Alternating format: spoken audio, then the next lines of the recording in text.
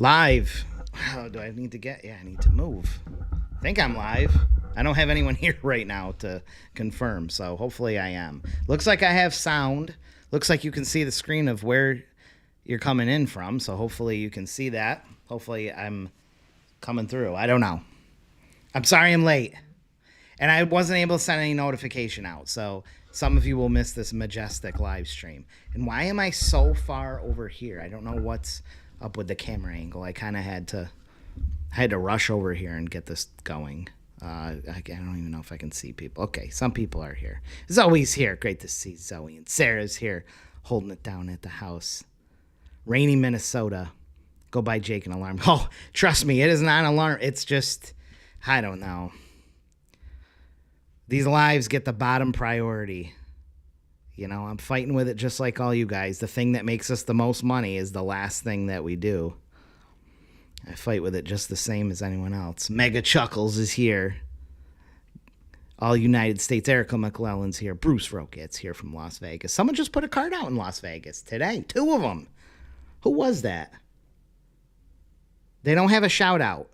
Only a few gave us pictures for a shout out. Either they didn't want them or didn't reply or something. Someone just did 2 cards in Vegas today that they just sent in.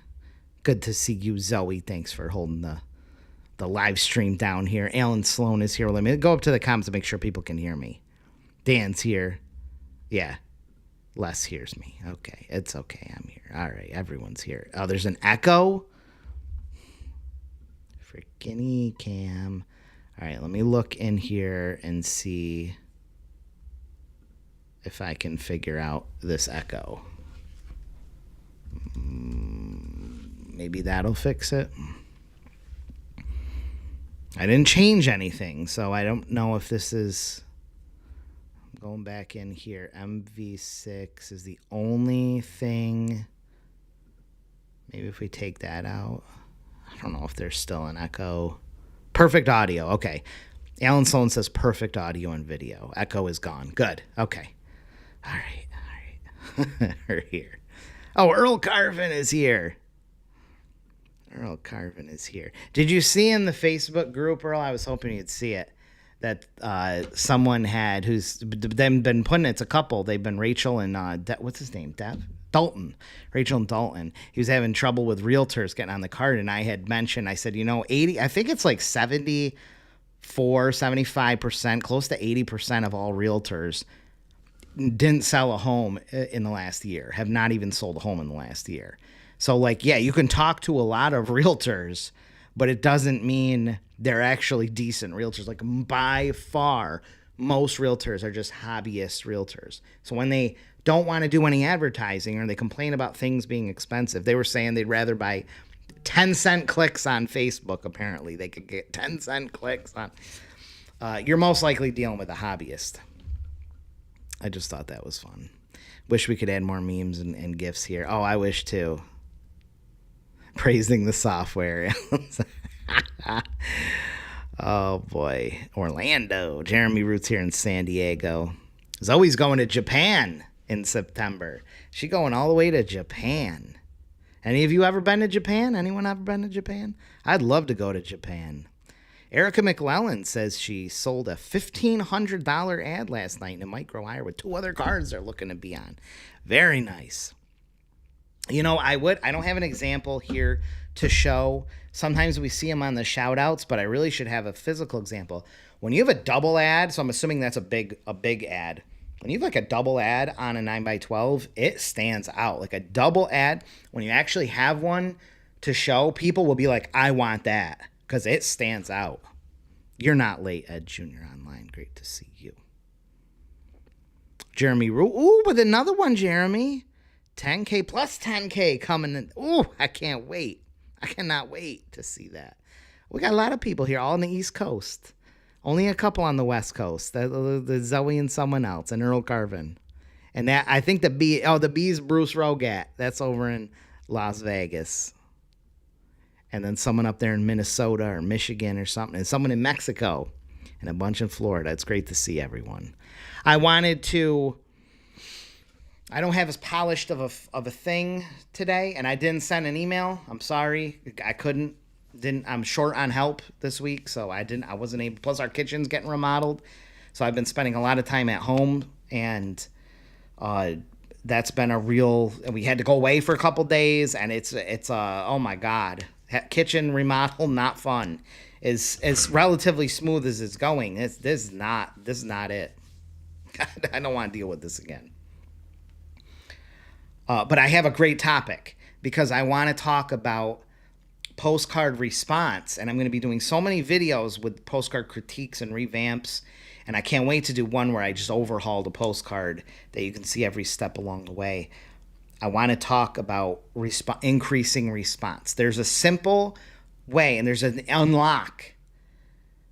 There's an unlock for me, at least, that might be the same for you, to creating the best postcard campaigns possible. And I don't think I've ever really explained it in this way. It might really benefit a lot of you. I think it will. It was really a big unlock for me, something that unlocked. You ever had that feeling where you learn something and you're like, this just unlocked everything? It's one of those. I'm going to put Steve Marchesel to your question. Let me see here. Oh, Kirk Hiltz is here. You're going to get a kick out of this one, too. You're going to like this one. I have a funny example, too. I have a really funny example. Vlad's here. Brian Herrera, waiting for one last proof. We're about to send you my order for 5,000 postcards. I can't wait, Brian. And business card orders. Very nice, very nice. West Coast, Louis Nevaez is on the West Coast. Steven says, what is the small size you'd ever sell on a 9x12?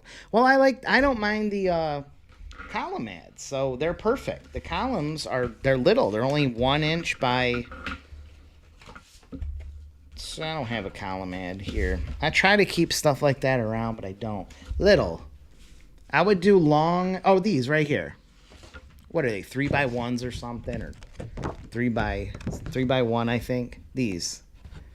This is the smallest, and you can put a whole bunch of these on there. That's the smallest I'd go. They're perfect. Oh, Andrew Ziegler says, spill that knowledge. I can't wait. Carolyn is here from Kenosha. Let me do the shout outs. I only have a few. We just couldn't get a hold of anyone. I don't know. Devin Hawley on his 3rd card. Nice job, Devin. 3rd 9x12 in New Jersey. And who else we got? Dan Brooks with another one who's going to be on the podcast. He's just every week he pumps these out. Every week he puts 10,000 out. I think it's probably his 15th card. I don't even think it's the 13th. I think it's around 15. Toby Hansen with a smaller one, but great job. He's been pumping those out. Toby in Colorado. Yeah, I see Colorado all the time, and I've never heard of that town, Centennial. I've never heard of that. William Triano, who just put in 5,000 pieces. Nice job. I think that's your 3rd card. I knew it was at least the 2nd. And I think I'm missing someone else. I don't know. And no one else got back to us. Sometimes we don't ask till later. We're just busy. But that's who's getting shouted out today. Can't put too much time in those. Tom Shadowens, great to see you. Shout out to Devin High on his 3rd card. And Pietro Merlino, who sold his 1st card in 2.5 weeks. Wow. Oh, that's amazing. I don't even think we have a shout out for Pietro. Oh, that's cool. Kirk is my man here, one of our top sales reps. Him and Leanne are our sales reps here. And I hate that word sales rep because it kind of insinuates you're trying to sell something, but they're really just here to help. The reps, the postcard. I don't know. I got to give them a fancy name. You guys will like this episode. Okay, I am going to unlock something for you guys. How do I go on to full screen? Full screen. I'm going to offer you an unlock.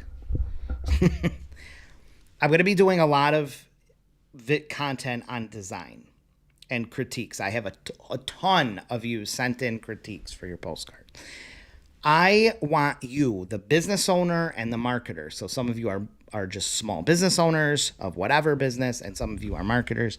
Either way, I want you to know how to make great EDDM and direct mail postcard targeted and EDDM campaigns. That's all I want to do. I just want to give you that power to either do it for your own business or to help another business do it, because everyone wins. I get the printing, I get the views on YouTube, you get the business from it. Like, we all want these campaigns to be successful.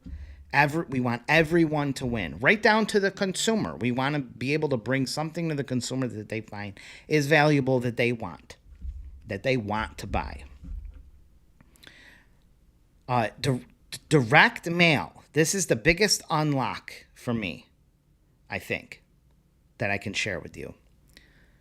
Is a postcard campaign. Listen to this really carefully.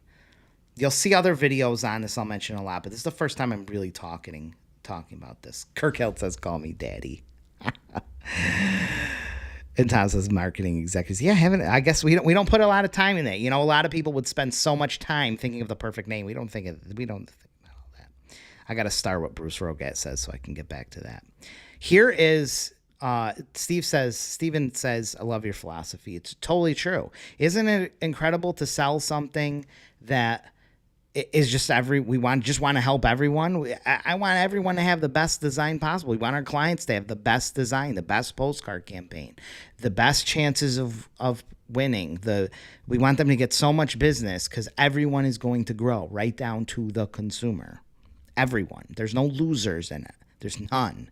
The competitor, that's the loser, the competitor. What's up, ZJ Magic?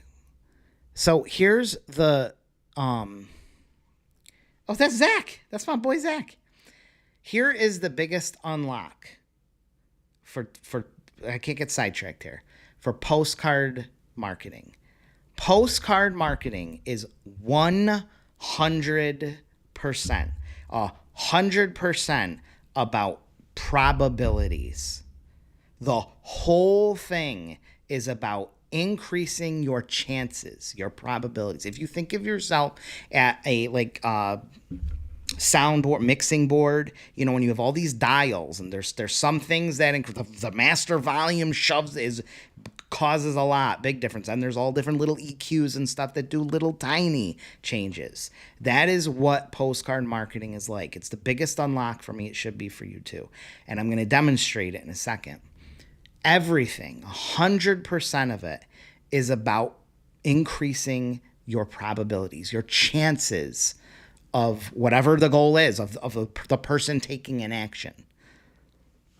It's 100% about increasing probabilities. Every little thing and help me out here. What are all the things in a postcard marketing campaign that you can increase your chances of them taking an action? What are all of just name some. What are the things involved in a postcard campaign that can increase your probability, your chances of getting an action taken? What are they? Stillworks Media. That's my boy William Troiano. I just shouted you out. I just did your big shout out. Great job on that 9x12. So tell me, if anyone's listening, I gotta minimize that window. What increases the probability of a postcard campaign, the person taking an action, the recipient? Tom says coupons. Adding a coupon would increase the probability, right? It would give you an increase. QR codes. It would increase the probability compared to a card with zero QR codes. If the card has no QR codes, there's 0% chance that someone could possibly scan that code. If you add a QR code, you increase the probability. So all of these things that we do increase the probabilities.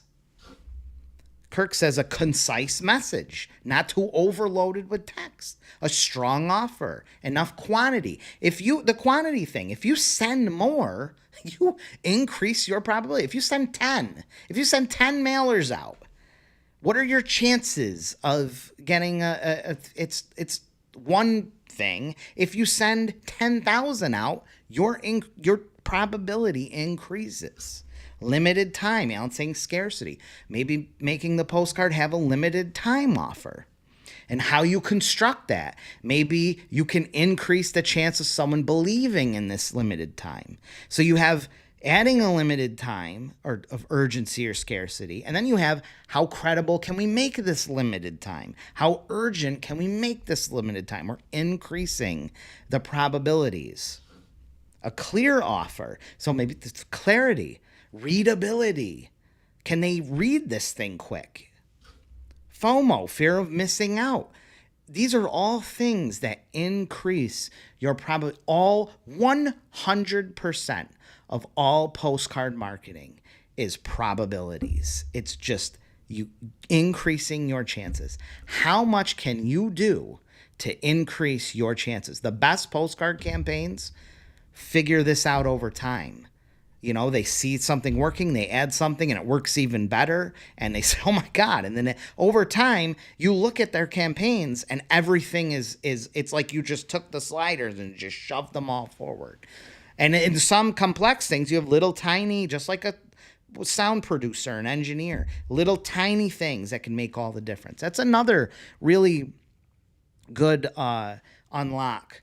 For especially in postcard design, the smallest things can make huge differences. I'm going to show you in a second.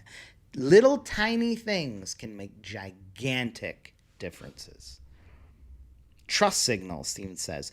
Reviews, testimonials, Better Business Bureau. That's credibility. That has a huge amount. Some things have giant amounts of probability action, and some have very little. You know, moving the things around and putting a shape here, those are little things, right? They're little tiny things that all add up, but there's also some things that are huge things. High quality images, more and more so these days. Targeted audience. Tom is on the right track. The audience is one of the biggest factors in the success of a postcard campaign, the targeted audience. Urgency. These are all great. Sweepstakes. Season. Lewis has it right there. Season. Location. If you're in a good location, you have a better probability. A lot of marketers don't think of those things. They think that's stupid and look at it. No. A lot of marketers, and when I'm trying to hopefully break you free if some of you are like this, because most are, and I was to a point when I started out too. We think that, let's say a postcard, right? We see postcard redesign. You start analyzing it instantly and saying, well, this could be better, this could be better, and they never talk about who it's going to or who the intended audience is. They just say, well, you should. Graphic designers are notorious for this too. Well, the alignment is bad. They should be aligned. Oh, that font choice is bad. All important things, but they don't think of like the target audience of who's this actually going to? Who are you? Or maybe what kind of looking up into the reputation of the company. Maybe the company has a complete trash reputation. You could make the most beautiful postcard. It's going to be hard when they have a horrible reputation. People go online and they look, so that's a big part of it, is that's what's going to show up when someone searches online. You might get someone interested and then they go online and they look and they don't see anything, or they see 2 terrible reviews because the person didn't take reviews seriously, and the people are turned off, and you never knew that was almost the sale. These are all great. William says, tells them to take action now, why they need to, and how to. Earl says, direct mail to a highly targeted list. A targeted mailing is by nature going to have a significantly higher probability than a non-targeted audience. It's all targets or more targets. And in the game of marketing and lists, it's some knowledge is better. Is our lists perfect? Is the data 100% accurate? No, it's scarily accurate, but it doesn't need to be. It just needs to be some data is good. You got to think this is a lot like a casino. They have a very small percentage. You talk direct mail percentages. If you are hitting everything right, you are maybe in that 2 to 3% response rate. Highly targeted. Everything is dialed in. Great credibility. Great audience. Great market the audience match. Everything is tuned in. You are looking at, in this like 2 to 3 at the upper range. That is like making so much money hand over fist, 15 to 20x ROI type stuff. It's still a very tiny percentage. But think casinos run. How much is the house advantage? It's like 5% or something. I mean, casinos make all their money off this extremely tiny percent. Every little thing has a tremendous impact when it comes to ROI. A consistent presence in their mailbox. I want to show you something cool. Finding the right printer. Andrew says using the right printer. And we had in the print world, we have texture and gloss, something that's glossy or matte finish or has a texture feel. That's something digital advertising digital marketers don't think of. But the size, how much it stands out, that's going to increase your probabilities. Even if one person takes an action because this thing stood out where they wouldn't have if it got buried in the mail, that can lead to a ton of ROI. That could be a house listing. That could be a bathroom remodel. That one little difference could make huge ROI difference. Huge. So we want to increase our probabilities 100%. So when I'm doing design works, I'm working with a client, I'm explaining that to them. This is going to increase the probability. We want to just increase our probabilities. This is 100% about probability. What can we do to increase the probabilities of someone taking an action? I would throw luck in there, but luck is just a part of probabilities. You could have a lot of things wrong. You could have no offer. You could have things messed up and still get response because you still have a probability. There's still some probability. It's like making a bet on the 00 on the roulette wheel. It's a small probability that you'll win, but sometimes you win. The probability is something. So that's what luck is it just happened to hit a low probability thing. Hey, Catherine, sorry you're late. I'm sorry I didn't get an email out. Probably would have helped. But I appreciate you. And we Dobie is here. Yeah, I couldn't get an email out, unfortunately. Not many people here to help. I don't have help on that end. I have a lot of help, but not on that end. Les Mark says, should I put the customer name on an introduction email or should I put the business type? I don't want to give a concrete answer on that because then everyone starts doing it. I think you have to try and see what works. If you know their name, I would probably suggest throwing in their name if you 100% know their name. What did Steven say? I should also mention, and want to save folks time, don't shop around for better pricing. Oh yeah, you ain't gonna find better pricing. You're not gonna find better overall deal. It's not possible. It's just not possible. Price, quality, speed. I got it locked down. Thank you, though. I appreciate that a lot, Steven. All right, I whipped this together because this was part of a critique I was doing, and it's not a person's card. It's just an explainer. Here, I'm gonna throw this in here. I think I do this. Yeah, you should see it. It's in Canva. I gotta bring it up on my screen somehow. There we go. How do you see this? Let me try to make this easier. This is a terrible postcard. How do I make this perspective? I gotta bring that like that. And I gotta move this over here. And I gotta move this over here like that. All right, look at this postcard. Okay, this isn't a real postcard. I made this postcard as an example to hammer home this point. People think, business owners always think, and you might think even as a marketer, that direct mail just has some Like, it's just direct mail. It's like, what kind of percentage can I get? I sent this direct mail. It didn't work. Okay, postcards work. Direct mail is just the message. It's just the medium. It's all it is. Just the medium. If it didn't work, it doesn't matter. You can't blame the medium. This is going to prove that to you, and it's going to show you. Look at this. This is a bad post, but this is the kind of stuff people sell too. And I want to look at this. Can you tell what this is for? Can anyone tell like quickly what this is for? I don't think so. You can't see this and tell what this is for. That means your chances just went really low. The probability of someone responding is shut down so much, has been brought down to its knees, because you can't even tell what this is for. You see this, imagine this coming in the mail. First of all, it'll blend in with the mail. The color is so light, and it's against white mail. And let's say it's a 4x6 card. Let's say it's really tiny, which I think this is actually a 4x6. This thing won't even probably get seen. And someone will look at this and say, what the heck is this? This is weird. Throw it out. Your probability has been destroyed. Not because it's direct mail. Not because it's postcards. Has nothing to do with that. The probabilities weren't increased. You did not increase the probabilities. So if we look really hard at this, you can see up at the top. So the composition of it is bad. You don't even know where, there's no hierarchy. There's no focus point. You don't even know where you kind of see the number. That seems to be the biggest thing. You see this big number, which is annoying.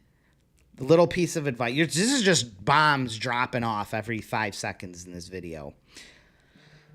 Don't make those call to actions so big. The number, the phone number, the call now. Some people, especially marketers, will make these gigantic call now and put the big number, and they'll make that this huge emphasis and focal point. They're not there yet. No one wants to. It's like the person who thinks they're creative and they put on a billboard, they put their number. And it's like they think, oh, this is going to get people to call. And then anyone who calls is going to see, oh, list your house with, Jim the realtor or something. And there's like a fruit fly or something there. And you're like, oh, you mother effer. I scram this phone down. Don't piss people off by making your call to action the prominent part and then putting everything else the rest. The call to action actually should be pretty small. I usually stuff mine in the bottom right. You can also sometimes put them in the bottom left, but you want that thing into the last place they see, because you want to do the selling first. You want to get them hooked and intrigued first, and then they'll figure out how to take the next action. That should be the ending part. It should not take up much at all. The design should take the viewer through a whole bunch of other stuff before it gets to the call to action. And here, this phone number is the call to action, and it's the most prominent thing. So that's a problem. You're going to piss people off when they see a big phone number and then hunt around, what is this phone number for, and find that it's something they didn't care about. And they're like, why did you just waste my time? I'm not looking at the comments. Yeah, I was going to say. Yeah, Jeremy says I need my glasses. This is the kind of stuff people do make sometimes, though. This is why design really is important, okay? But this is all about probabilities. The design is so bad. The color scheme is so bad that it makes it unreadable. Your probabilities are shot. It has nothing to do with postcards. It has nothing to do with direct mail. It has nothing to do with any of that.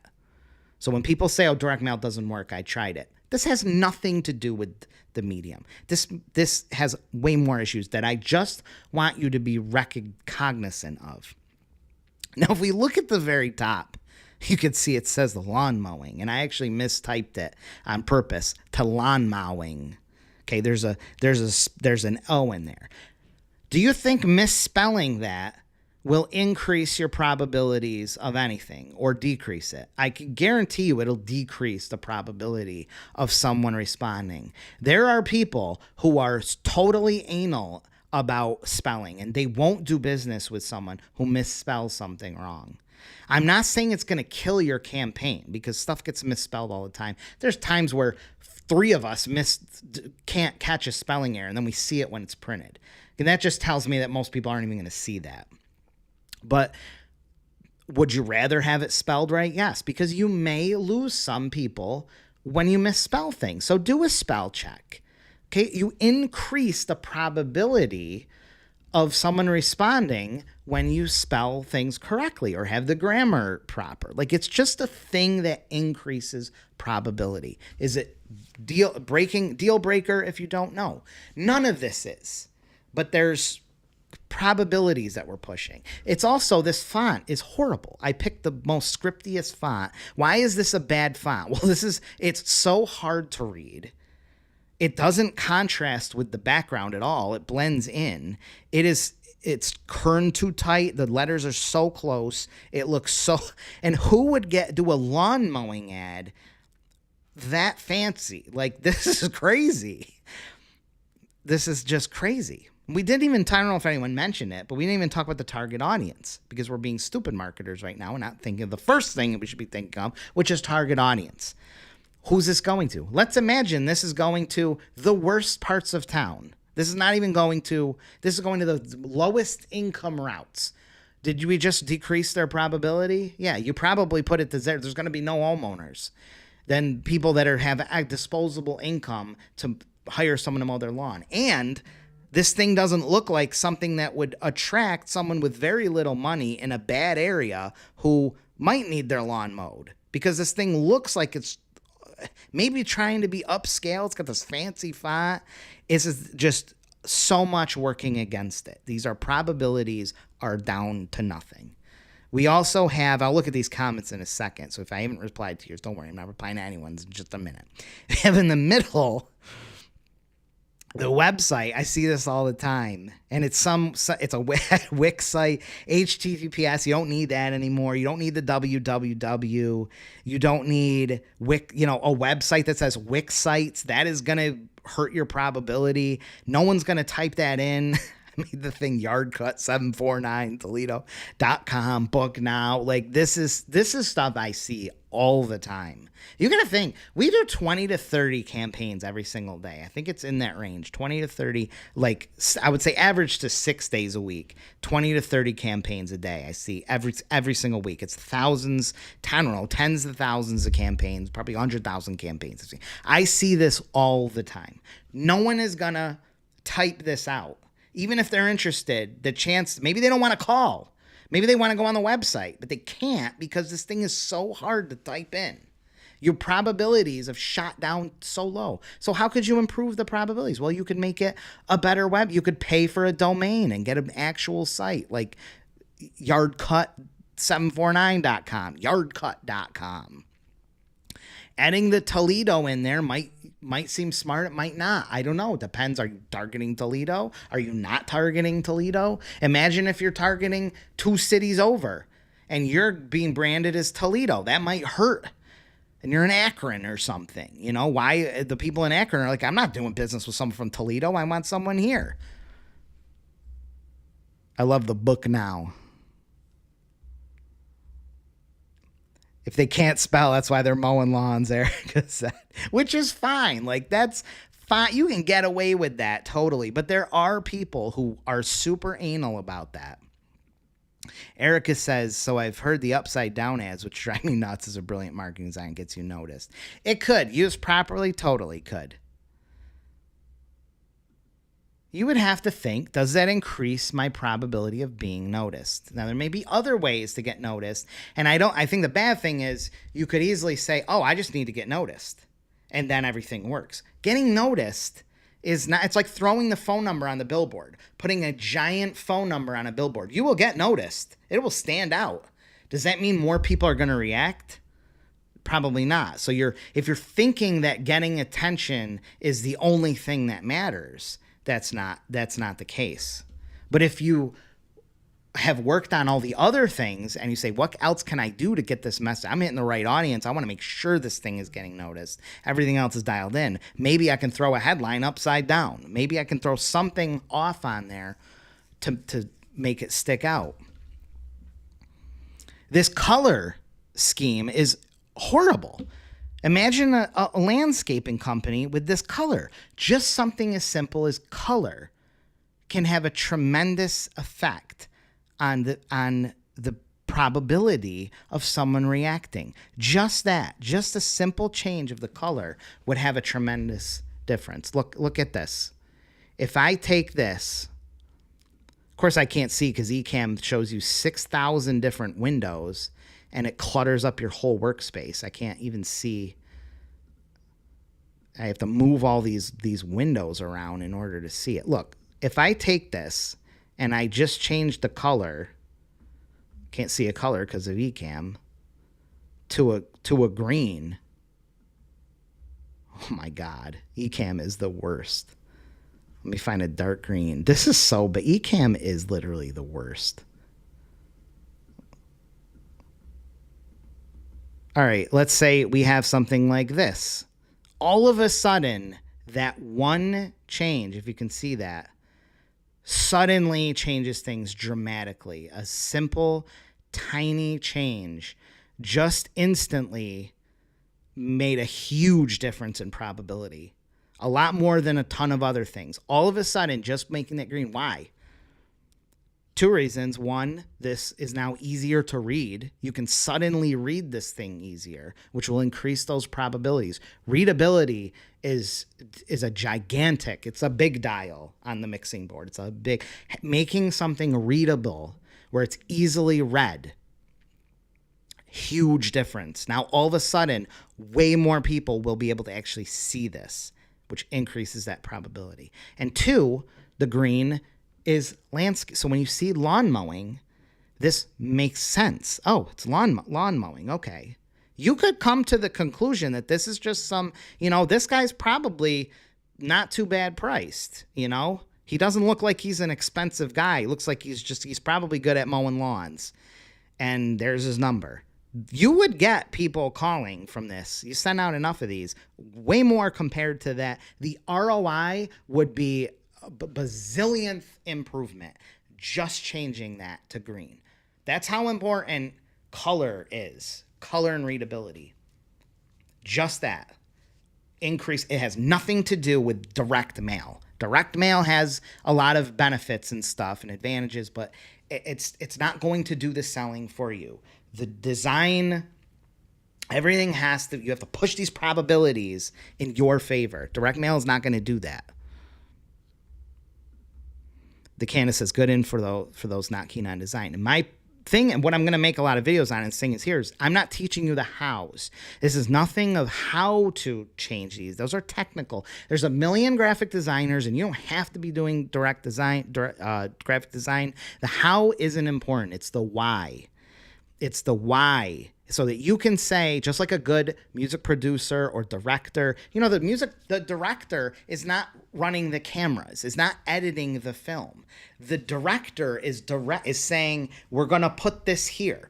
We're going to use this color because that is going to stand out. Or you tell the editor, the designer, make this color. Make this that color. Make this headline big, bold, and stand out. I need this headline bigger. I need it here. That is your job as a marketer. If you leave this all up to the graphic designer, they're just putting the pieces together. They're just making it look nice and using their knowledge of making it look nice. Okay, you should be directing. They have the technical knowledge. You should be directing this. This is what I'm trying to show you. So you can build incredible campaigns without having to do the technical stuff. So just look at that. I mean, it's a huge difference. I also put, where's the, then I'll look at these comments. I went out SL360. I didn't need that. Did you see this? I'll make this white so you can see it. This was another thing. You see this a lot too. Little tiny text, but it says, it's so funny. How do I make it bigger? Freaking Ecamm. Can you see this? If I'm busy, leave a voicemail. And if it's full, you have to call back the next day or call the number on my voicemail and ask for Chucky. Thank you. Have a blessed day. This kind of stuff I see all the time. It's a little over exaggerated, but I'm trying to hammer down a point. You could see someone sending this and having really good intentions. And you learn a little bit about this person, Chucky. This adds a lot of friction. So the probability, so you get someone who's maybe interested and they call, You've now added all this friction of like, or maybe they want to call and they're like, oh, if he's not busy, I got to leave a voicemail. And then if that's full, is this guy even going to call? Is this even guy going to show up? And then I have to do this, and this is misspelled, and there's no punctuation, and this guy can barely talk and ask for Chucky. I have to ask someone for Chucky. And oh man, he means well, thank you, and have a blessed day. But it's the friction. It's like you had someone probably on the hook. You had like the two people on the hook, and then they saw that and they're like, I just can't deal with someone like that. You have taken down your probabilities. There's things that take down probabilities. You can do a lot of things right, and you can do a lot of things that reduce the probabilities. Just simply adding a call or text, or a text me 24/7, that would make a huge difference if you just had call or text me 24/7, because some people don't like the call.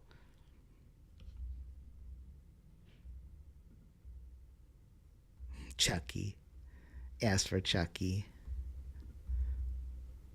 We have alignment issues. Nothing is aligned. It just makes it hard to read. There's no hierarchy. Everything is kind of fighting for the attention here. The phone number doesn't have an area code. That could be an issue sometimes. I know some places might not be like mine, but a few years ago they switched and you have to put an area code in. You can't call someone without putting an area code in. They forced that because they made like population issues or something. Things are riding against the edge, which are going to get printed weird and stuff. Plus, it might be small, might be a really small card. Chucky is a good dude. You start to form an opinion of Chuck, an opinion of this guy. And all these things just affect the probabilities. You do have to think. If you think in terms of these probabilities, I myself have to stop myself a lot, because I'll make something, or I'll look at something, I'll say, you know what, I think there's someone who's going to really like that. They're going to be like, Chucky is a good guy. There's going to be people that are like, Chucky's a good guy. And then I have to stop myself, because all I'm saying is that this very minute, tiny percentage of people might think that is cool, or he's a good guy. And I'm not thinking of the vast majority of people are going to get it, who are going to say, this is not what I want. You start thinking you're onto something cool and unique and different. And it's going to, there's someone out there that likes that. I know people who like when things are misspelled. I know people who they'll type that whole URL out. I know people like that. You don't want to get caught as a marketer or a designer. It's easy. It's really easy to get caught, and you're making something. You're trying to make something cool, and you're forgetting that you need to be thinking of percentages, probability. The probability of finding these people who really want to talk to a guy named Chucky and ask for this guy Chucky is very low, when you could just not do the whole Chucky thing and reach more people. The bill collectors all call him Chuck. Oh, Chuck's not here. Yep. And then they call for Chucky, and oh yeah, have a blessed day. You see that on these, you see the run, and it's always the run-on sentence. It's always the run-on. It'll be like the thing, and then it'll just say have a blessed day with no period. It's just, we'll say that on there. Oh, Joshua Polche's here of the Polche Pack. Very nice. Where is he? I got to read these. These comments here. Hang on. Fun fact, some people can't read cursive these days. Totally, yeah. They don't even really teach it in schools. A little bit, but not much. Let me bring this back there. Remember how it was before? Wait, we'll bring that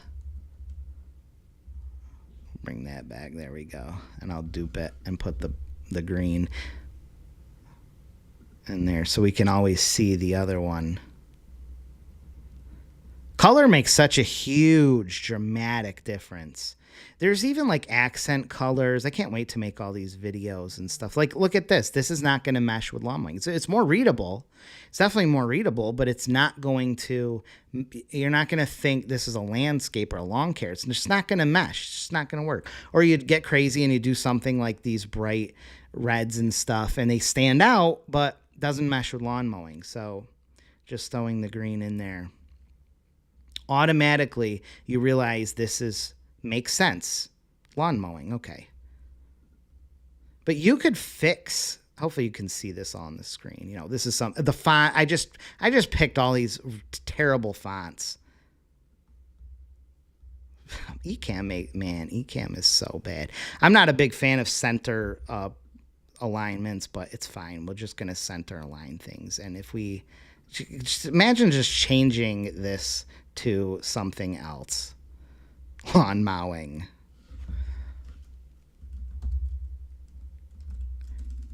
Say lawn care. Or lawn mow. We'll do lawn mowing.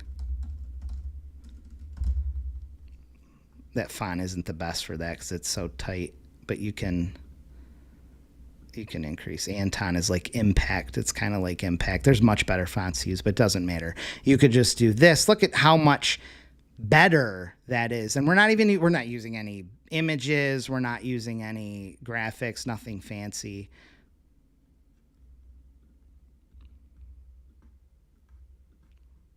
Just this. Oh.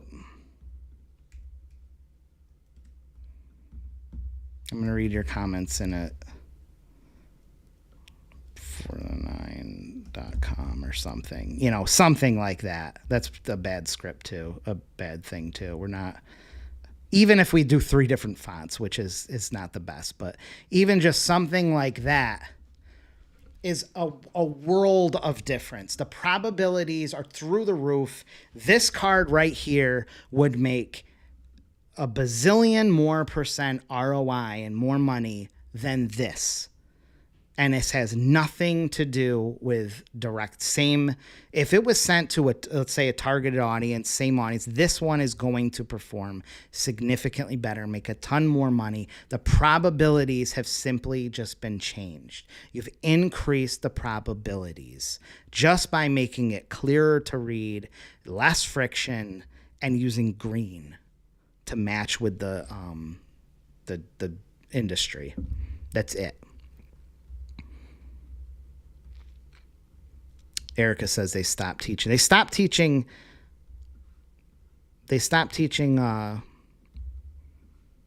cursive in our school too, but I think they started back a little bit. Joshua Polche, it's great to see you. Great looking last cards you had there too.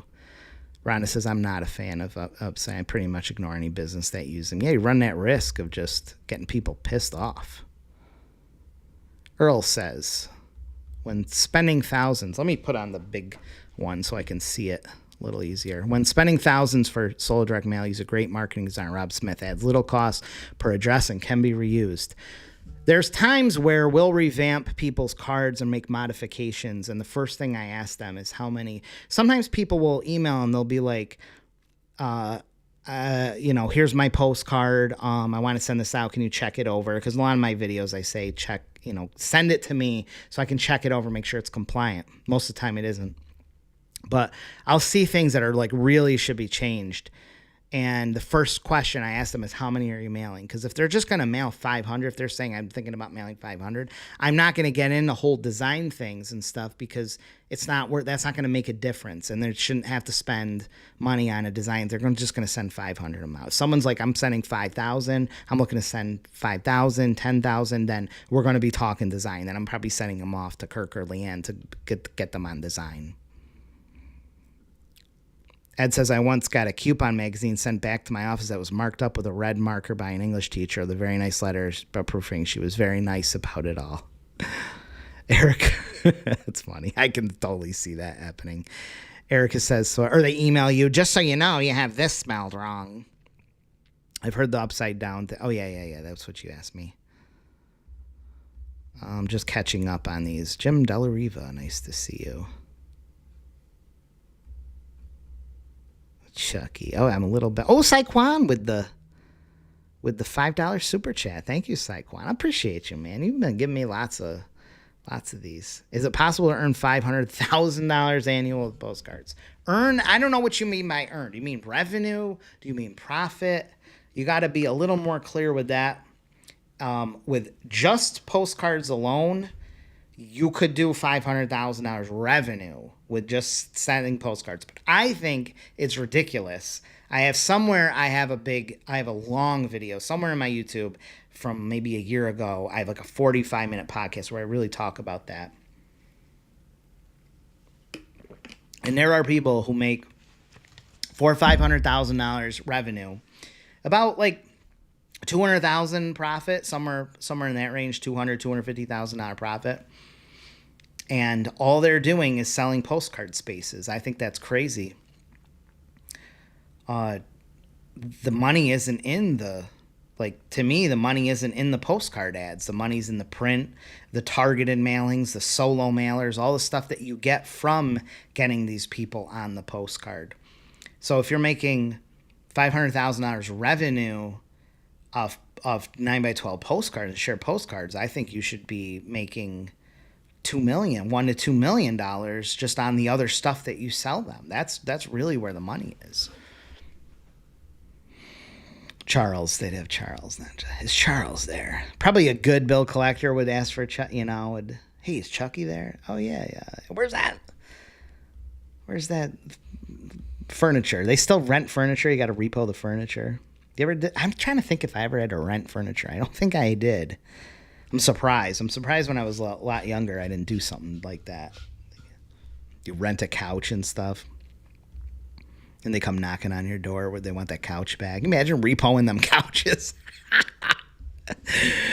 Oh, man. In the South, it's rude not to wish a blessed day. I think it's a Southern thing, have a blessed day. But if you say God bless you or whatever, it's bad. Bless your heart. That's like a rude comment. I know Saquon is asking those are the good questions, but that's the real honesty is 500,000. I don't know if you mean profit and revenue is that's a big difference. Like 500,000 profit, 500,000 profit. You are at 2 million, somewhere around there. You got to make 2 million revenue, whole different ball game. Everyone should, the Chucky doll. Area codes are important too. Now they have multiples in an area. That's what I think they did with us. They ran out of numbers and they had to make a new area code. So now you're forced to have to dial in. I'm used to it now, but it was a little weird at first where you have to dial the area code. What program are you using? I like this question. Adobe. I've been using Adobe since I was 16, so 1998 or something. And I know Adobe really well, InDesign and Photoshop in particular. My Illustrator skills aren't that great, but mostly InDesign and Photoshop. But that was in Canva, which I love this question because graphic designers knock on Canva so bad, but there are a lot of really strong benefits to using Canva. And you really should embrace it. Canva brings design into the hands of the everyday person.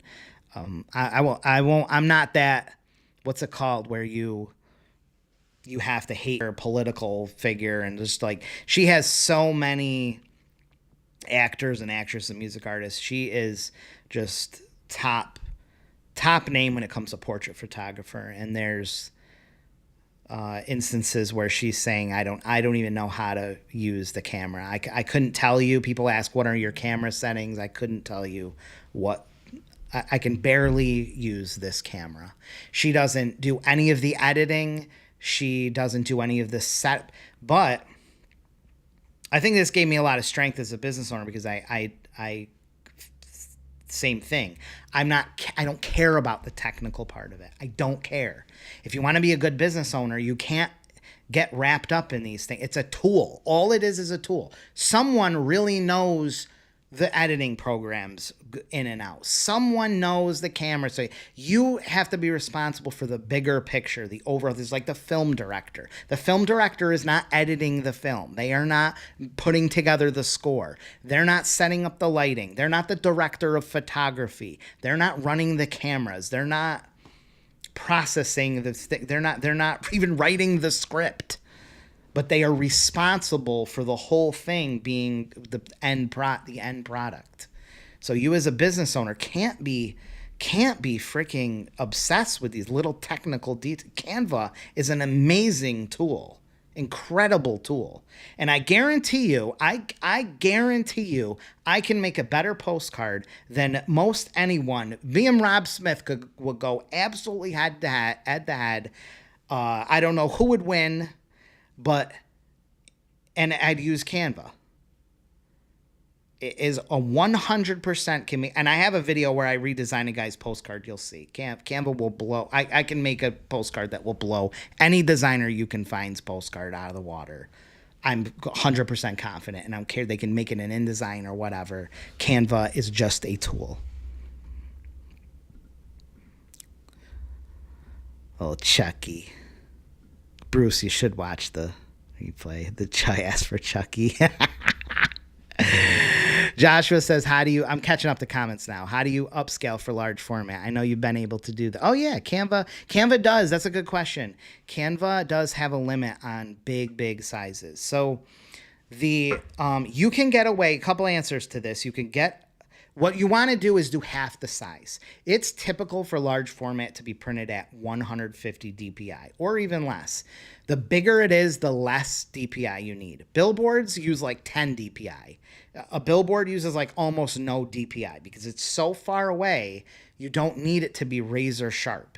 So the further it is away, the less DPI it needs. So all you need to do is make it half the size in Canva. And if it's maxing out at that point, if it's a really big banner, go a quarter of the size. All you have to do is, so if you're trying to make a 10-foot wide by 10 by 5 banner, you would just make it 5 foot wide, so 60 inches by 2.5 feet. And that will make it, it will just double. We'll just double it. And you can push the sliders in Canva for JPEGs all the way up, quality and size, and you end up with this super high resolution image. It will make like a 600 or 800 DPI image, which then scales down to the appropriate size. That's going to sound confusing to people, but you can basically push those sliders up and get a really high resolution, which translates to a bigger size without losing resolution. Just make it half the size if it's gigantic. Just make it half the size. It's going to be totally fine. Vladimir says, is there an average ratio you've seen of sales per email? Oh, I couldn't even, if you follow a super system like Monica's or something, she has a expected percentage, but that's hard. That's just like asking what direct mail will give you as a percentage.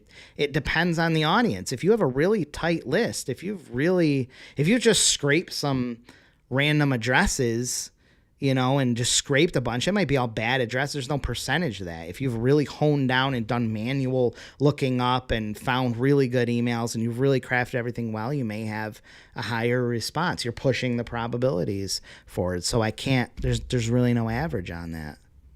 Just like there's no average expectation of response on a postcard.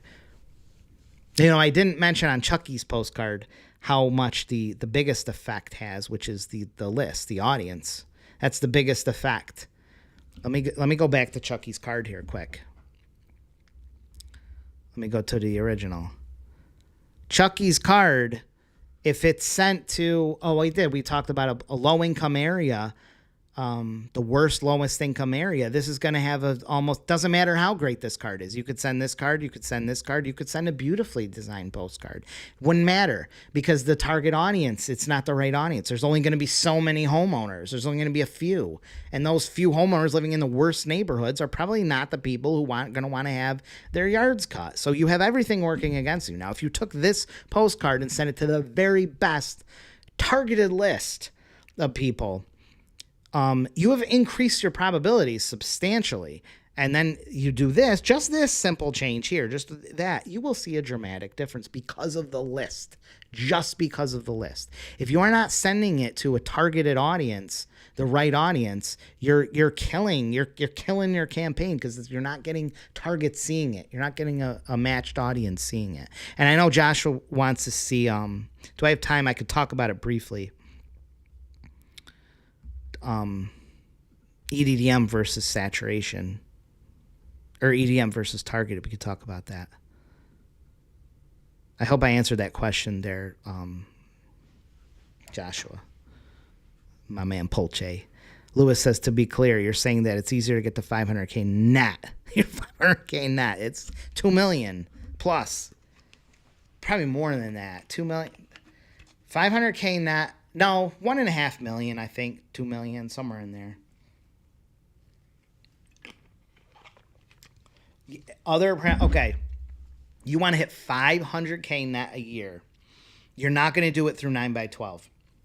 Unless you like franchise the model or something, you'd have to take it to some other huge level, and still you'd be cutting your own throat, because the money is not in the 9x12s. The money is not in this advertising platform. Like, yeah, it's a lot of money, but that's not. You want to get 500K net, where you get into $2 to $3 million a year, somewhere in that range. Revenue. You have to be selling. I can't imagine. I hate knocking on other 9x12ers, but this happens all the time. I don't know why. It's like the same thing why people don't have employees. It boggles my mind. Boggles my mind why no one has, how anyone does this without employees, but it totally boggles my mind. But the other thing that boggles my mind is, how can you have advertisers that spend this amount of money with you every single year? You know, they're spending, I don't know how much, $6,000, $7,000 a year or something. What would an ad 500 times 10? Yeah, probably $5,000-$6,000 a year every year with you, and you're not selling them other stuff. These are people with budgets. Like you're gonna have if you're doing $500,000 net, and if you're doing $100,000 net and 9x12s, like why are you not selling all these clients targeted mailings, consulting? I mean, so much money in targeted, so much money. Solo mailers, M3s, M6s, digital marketing, print. You know, every single one of those should have a value of at least a few thousand more per year just in print. That's just recurring. You would double your income. You would double it just by offering them print. And then you get into solo mailers and consulting. You would, if you had a $500,000 net 9x12 business, you would almost instantly have like a $5 million revenue wise. Well, 500, yeah, you'd probably have $5-6 million revenue instantly. Like you'd triple your income instantly by just simply starting to offer them targeted mail. You'd have clients that are spending all this money that want more, and you don't have anything else to sell them. It's crazy. There's a lot of 9x12ers like that. But, you know, maybe that I think their excuse would probably be, I don't have time. I don't have time. I'm too overloaded. And which is, what's the real problem? The real problem is they're not hiring. They haven't hired. And they can't, because their day is so taken up, or their lifestyle's gotten comfortable to where they don't want to take it up a notch. Maybe they're comfortable at that. They're leaving all this money on the table because you're going to have to hire. Then there's risk, and things start to get scary again. Imagine you're making $500. Imagine you're making like $250,000 a year. This happens. This happens to top when you start getting to the top of the 9x12 echelon. You start making $100,000, $200,000, $250,000 profit. You got recurring advertisers. Everything is smooth sailing. You've adjusted your lifestyle to accommodate this. All the hard work, the struggles, the risks, all that's gone. You're past that point. You now have a comfy lifestyle at that kind of income. If you're financially responsible, you're not in debt. All your debt's paid off. You've got investments. You're investing. Everything is just smooth sailing. So to go back to that risk, and now, oh my God, we have to take on employees, and I have to do extra work, and we can't go on vacations because I need to watch these employees, and now I have to hire people, and now I have to cut into our income to hire people, and suddenly we're not making as much, and now we're paying other people to do jobs that I was just doing, and I have to resell my spouse on why I'm doing this and why I'm taking money out of our nice cushy income. I'm just gonna spend doing ads. just doing 9x12s. That's what happens. Probably hit a few nerves here. Anyone watching this that's up on the Vantage says my money is on Rob unless you're timing him. Oh, that's funny. I hope Rob. I wish he's watching this. He's probably not. His dad is in bad shape. He texted me the other day. Yeah, Rob's because he's one man. He's the best postcard. I will give him credit. He's the best postcard designer on the planet. But I think if we went, I don't know. It's probably hard to like gauge the winner. Rob is excellent. He's outstanding. There's a couple things that Rob does that I know that I know has a different effect. One is that he puts things on the wrong side of the card. I don't mean knocking him because he calls it his hero side, where, like this, yeah, like he would put this as Rob would put this as the address side. He would make this the address side and this the non-address side. Rob still makes that, in my opinion, a mistake. It's just, there's not much to say bad about Rob Smith's designs because there really isn't. They're amazing. They're excellent. They're top of the top class. But what would you rather have people seeing first? What would you rather people see first? It's this side. This is the side that you want people to see first. Hence why the EDDM marks or the address is on this side. This is how mail's delivered. This is probability. It's 100% about probabilities. If you were to, everyone saw this side versus this side is going to have more responses. You're going to have more people, even if it's one or two more people. These little things translate into major amounts of ROI. And what side they see first is a big one.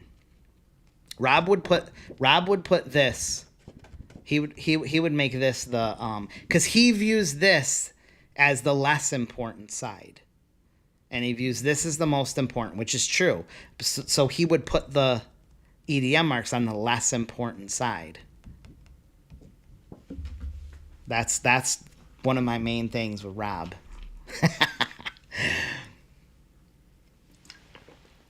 Otherwise, there's really not much. I just think here's where I think I would win. I know I would.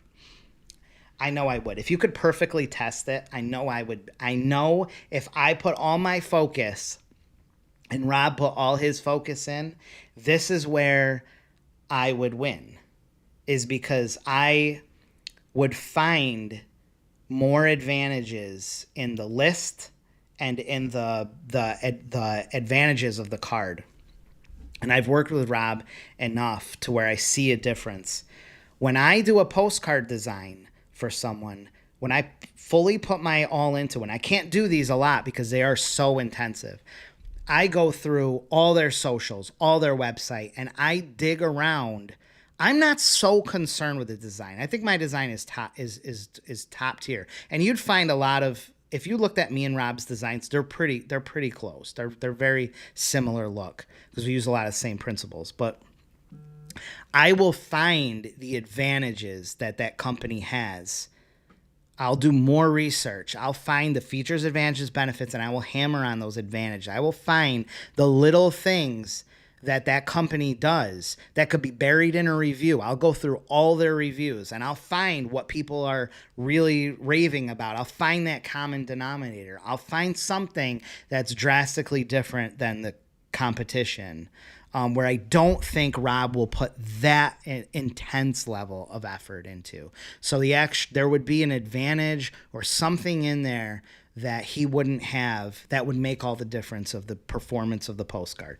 Plus things like the list and maybe market matching with the market. I don't know. I think I would have an edge. But Rob is outstanding. I can't really say anything bad about Rob. Earl says some trade printers don't want help tweaking Canva designs. Yeah, because the print and graphics industry hate Canva, and that's just what is that word? It's just a where they think they're too good for it and stuff. Nah, Canva is incredible, incredible. There is so much cool stuff you can do with Canva. Oh my God, there's so much. Erica says, I definitely think when emailing, it greatly depends on the state you work. Sure, location and geographic region and people that and Monica sells to different states. You know, I don't know her. I'm sure she has a reasoning of why she sells to different states. I remember when we called. Oh, hi, Sarah. I didn't know you're still watching. I love you too. When we used to have our call room when we were calling for print jobs, the worst was partly because we couldn't understand them. Miss Alabama. All right, I think I had to connect to our lower level internet, and I think I don't know, my upper level internet just went out. So sorry. I think I'm back. Yeah, okay, I'm back. I'm just catching up on these comments. I know. I don't know what I did. Nah, you're good. You're good. Yeah, I don't know, man. Then I heard a sound. I thought it was the lightning or something, but it wasn't. I'm still on the other one. Give it mouth to mouth, Alan said. Jim says, is it better to send 1,000 cards 10 times or 10,000 cards one time? 1,000 cards 10 times for sure. But you should probably be making tweaks along the way. So if you find that after 3 or 4 mailings, you're not getting the response you were hoping for, I would probably take a different action. You should start seeing response, pretty quick to some degree. And if it's not increasing or getting there, then you have to adjust. Tyler says, does Rob have a site or contact him? I hate recommending him now because he's got so much in his personal life that he's just overwhelmed. He's probably got so many projects, but his email is hirerobsmith.com or at gmail.com. And he really is worth every penny. He is,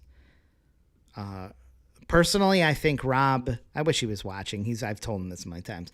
I think Rob should, we did a postcard we designed together video, and we were supposed to do a series of them. I think he'd make more money and be more happy probably not doing postcard designs all day. The guy's been doing designs, for like 30, 40 years or something. 30 years probably. I think he's like 50. He's been a professional designer for 30 years. He should be teaching, he should be teaching and selling courses or something. I'd like to see him do that where he could. It's a grind, man. That's why I won't do much of it, because it's just such a grind. It sucks the life out of you. You do it properly, it just tears the life out of you. You never get paid enough because you're putting in so many hours of time. Tom says, Dave Ramsey says, don't hire someone until they can pay for themselves. They have to contribute more than they could take. One of the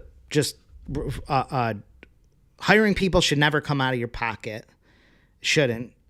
You should essentially, I agree with that totally. But you should really, if you have to raise your prices, that's another scary thing that was mentioned that should have mentioned when I was talking about what happens when you get to a comfortable level is you start hiring people. A lot of times the money you're making has been built on you having really reasonable prices. And now you are cutting into your own income because you can't raise your prices. You're going to have to raise your prices to pay for that employee. That employee should be paid for by the company, not you. So you may have to raise your prices. If you have been doing things to where you can't hire someone without raising your prices to cover that, then that's an issue. And most people don't want to take that next level, especially when they get comfortable. Erica says that's why I do 100% commission. If they do nothing on commission, they're not wasting your time. The stream. Yep, the stream is spinning. Nah, wait, did you guys still here? Wait, what did Van say? Where you been, Van? I ain't seen you in forever. 1K cards is tricky. Yeah, I should have said that too. 1,000 is a really small quantity. But if you're like a realtor, it's a perfect quantity. If you're a realtor, 1,000 cards every month is great. 1,000 is a very small quantity. But if you do 1,000, if you're 1,000 of a most home services and stuff, if you truly commit to yourself to doing like 5 of those, like Van says, yeah, you will see results. It'll be better than doing one. Probably better than doing, well, I would say do a 5,000 piece. If it's in your budget, do a 5,000 piece and see how it goes. But 1,005 times is totally fine. For the car keys, I use, Earl says they're hard to find. I use the Find My feature on the iPhone. I used it today. I use it almost every day. Ecamm is behind this, Lewis says. I should blame Ecamm. I can blame everything on Ecamm. Joshua says no audio, but I'm pretty sure you guys can hear me. I hope I just didn't talk for that long with no audio. Max says I'm in the design business and so agree. If you guys want to hear, since some of you are still on here, I mean, there's only 50 people. I might as well just talk for a bit. Canva. Let me tell you the reasons I like Canva. One, any business owner can do. You can have business owners making their business cards. Okay, I don't have to charge $100, $150 for business card design anymore. They can go pick from thousands of templates that are free. They can even look on Etsy and see templates they like, and now instantly they have a business card they like. Most of the time they look great. And now you can have them put their information in, you can simply print it. You can share the project. I love that Canva, you can work simultaneously. You can have multiple people working on it. Customers, you, your team, working on the project simultaneously. I love that. I'll pull up Canva. I have my EDDM on there. Oh God, that freaking thing. You can instantly make different revisions. Can't do that on Adobe. You have to use layers and it's really sloppy. You instantly have multiple. I have a duplicate right now. With one click of a button, I have a duplicate. I can change this to a different font. Maybe I want to use a different font. It'll recommend fonts. It recommends matches. Maybe I want to change it to this thing. It looks stupid, but let's say Times New Roman. Poppins is a great one. Poppins is awesome. Say you want to just compare 2 different headlines or whatever. You can instantly do that by looking like this. You can make a third one and change a color. You can, and you don't have clients. If you're a designer, clients are always making changes, and then there's like, go back. Okay, let's go back to this one, and it's a pain to do in Adobe, where you have to go back to another revision or a saved file or a different layer group, and your files start to get so crazy big. Here, you can just dupe this. Make the change. They don't like it. You go back to your original one here. You can quickly look at multiple revisions, which is very helpful. You can see what they look like across different revisions. Maybe you're not sure how one will look like against another with a different shape or different positioning. It's very easy to do that. And this is all in the cloud. This is 100% in the cloud. I don't even use the software version. I just use the cloud version. You have, so many elements at your disposal. You know, you have icons and everything drags and scales. It scales to high resolution. All of these assets are in there. There's tons of stock photos. You can also open it in layers just as if you would in Adobe. You can see the layers over here, and you can just move things here. You can pick multiple. If you hold Shift, you can hold multiple ones. You can make that into a group. So if you wanted 3 things in one group, you just right-click and click Group. You can lock things. You can lock positions. There's tons of photo frames. There's so much. There's apps. There's so many apps to do different things. You can resize. You can just, if I want to make this a 6.5 by 9 or a 6.5 by 12, I just resize, magic resize. And now I have 2 versions that are not taking up 8,000 megabytes and cranking down the system with 100 different layer groups. Really great. Canva is great. You can share it all. You can share it and only have them view it.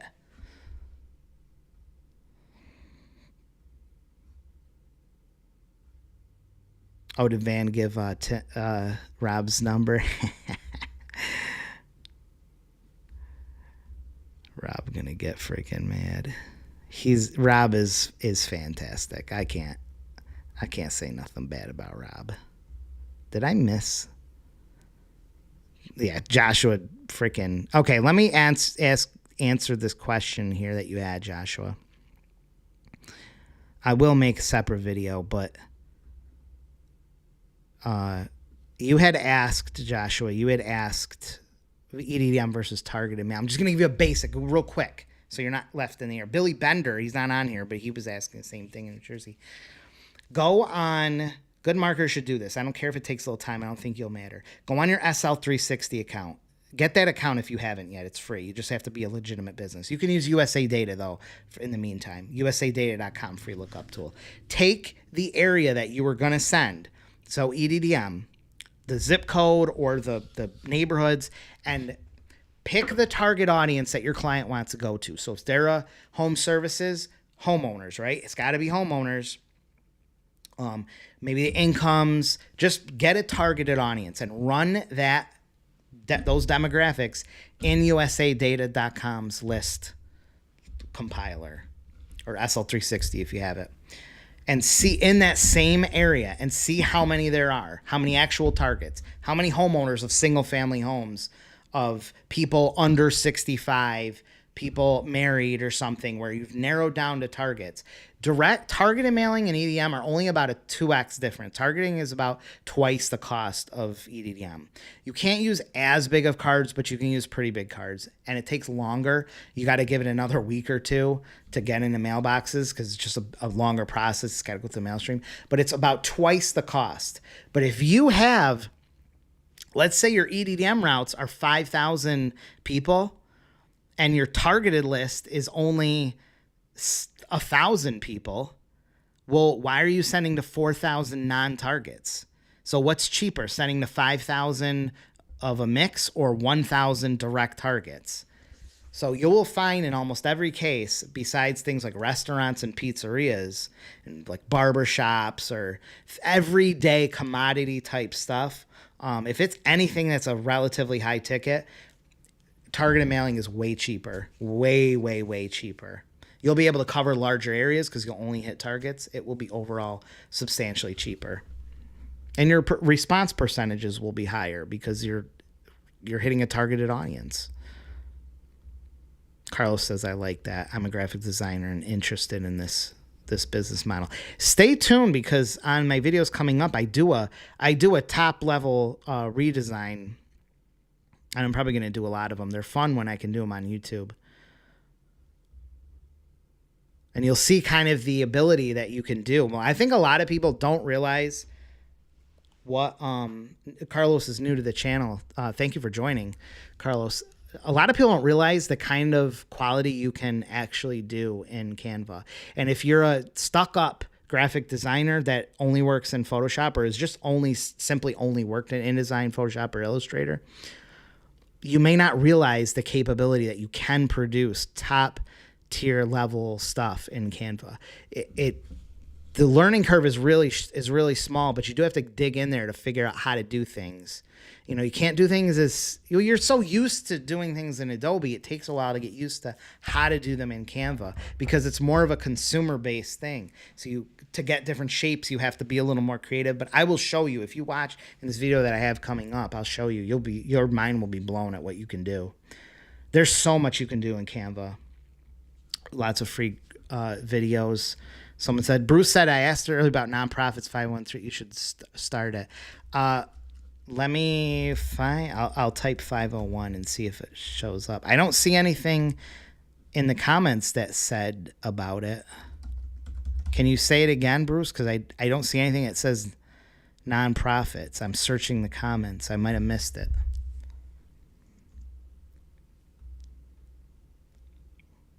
Erica says, owning a call center for years, we've emailed a great response from other states depending on what you're selling.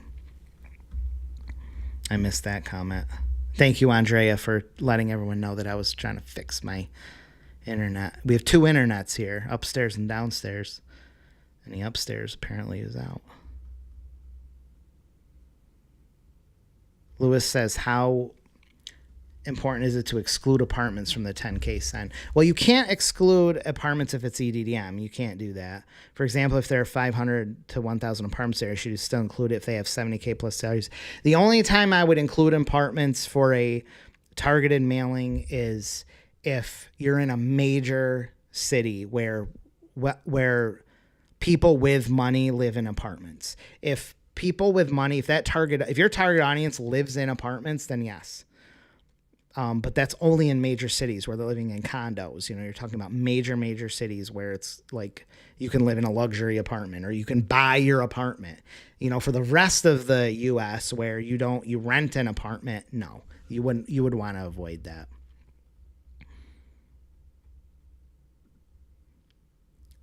Ed says, what do you charge to do targeted bulk mailings in your mail permit? It's pretty much twice. It's on all my price sheets. It's under targeted mailings, and it just went up 3 cents. The elite price does not have the 3 cent increase yet. We didn't do that one yet.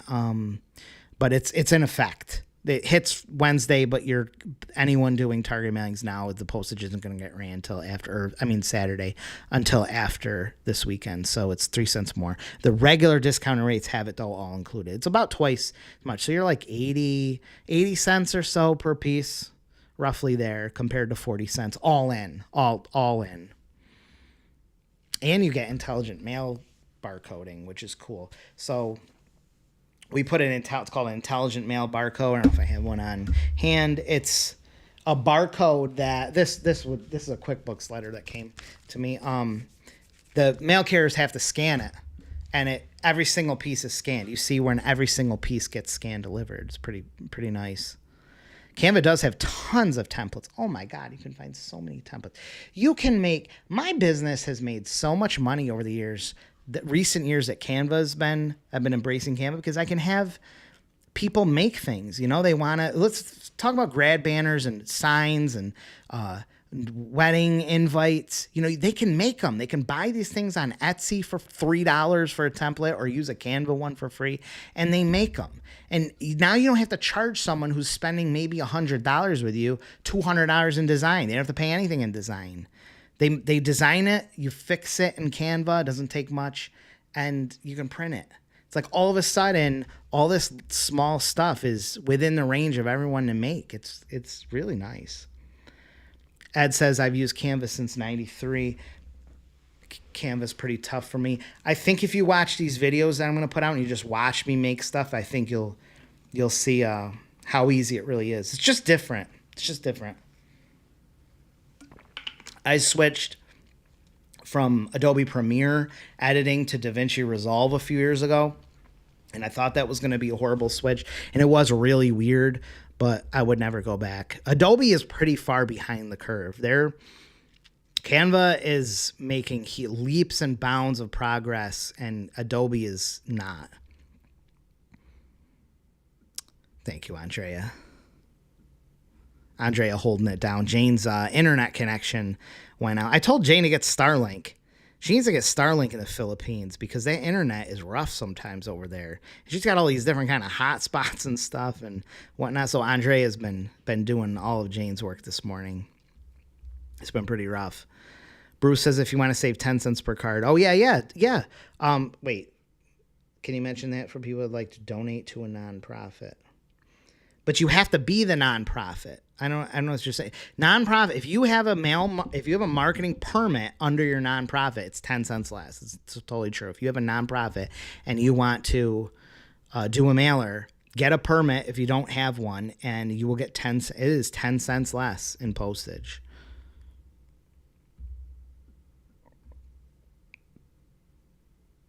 I gave a nonprofit a discount on an ad. Oh, you want to know a weird rule that popped up who told me? Greg Batchelor or something? Someone emailed me about it, and I feel bad for him, but there's a brand new rule where you cannot use rubber bands anymore for banding on bulk mailings. Okay? It does not affect any of us that do EDDMs to DDUs. To the small percentage of us who might be doing BMEU mailers and sending them to non-DDU. So if you're doing a sectional facility, for some people, you may live near a large hub. And you may be doing mailings, EDDM, under your permit and giving them to the hub. You pay a little bit more postage, but then they ship them to all the destination units. So let's say you have 4 or 5 post offices that you send to. You can send them to the big one, and then they send them to the other ones. So that's a thing you can do with a permit for EDDM. Well, they just stopped you from being able to use rubber bands. It's clogging up the machines and stuff. So you can only use plastic strapping, and I think you have to strap it both ways. You can't use rubber bands anymore. That's a new rule. But that affects him. I feel really bad because that's how he does all of his, and now he's going to have to switch to plastic straps. But it does not affect, if you do come in to that, for 99% of you guys watching this or whatever, it doesn't affect DDU, which is where the EDDM where we just go to the destination post office, or if you're doing fulfillment through me where we fulfill straight to the DDU, no issue. Minor exception is that if it's on pallets, if you ship it on pallets, you have to have the plastic straps. Don't gotta worry about it. Lewis says, I gave a nonprofit a discount on ad space. He asked if I could send one to his house. Tell me why this guy had a 5-car garage in the best part of town. Yeah, nonprofit does not mean that no one makes a profit. It just means that the company takes all the money and puts it back into the company, which is their salaries. That's why, like, churches and stuff, everyone's always mad at, because, like, the Church of Scientology and stuff is a nonprofit. So that guy, that David Miscavige or whatever, has, like, this massive, what is it called? The Obliteratium. What's it? Like a compound, lives in this massive compound. It's all tax-free. What's the elite pricing for shipping? I think you mean full service, and it's just 2 cents more, 32 cents, because it just... You got to cover the 2-cent extra postage increase. Max says Adobe was supposed to buy Figma. The deal. Adobe is behind, man. They're behind. No more rubber bands for that small exceptional thing. You don't got to worry about that, Andrew. That's it. That's all I got. I don't know if Polche, I think he left when the stream left. I don't know if he saw my response about that. I like this stream. It was a small audience. I really appreciate you guys. We talked a lot about Canva. There's more stuff in Canva that I am probably forgetting that we use all the time, and probably a lot of stuff that I don't even know about. Yeah, I don't know. All done. Have a great day, guys. Look forward to putting out some video content here. Hope my kitchen is done soon here, because I'm so tired of having them freaking people in my house all day. All right, see ya. Bye. All done. Bye.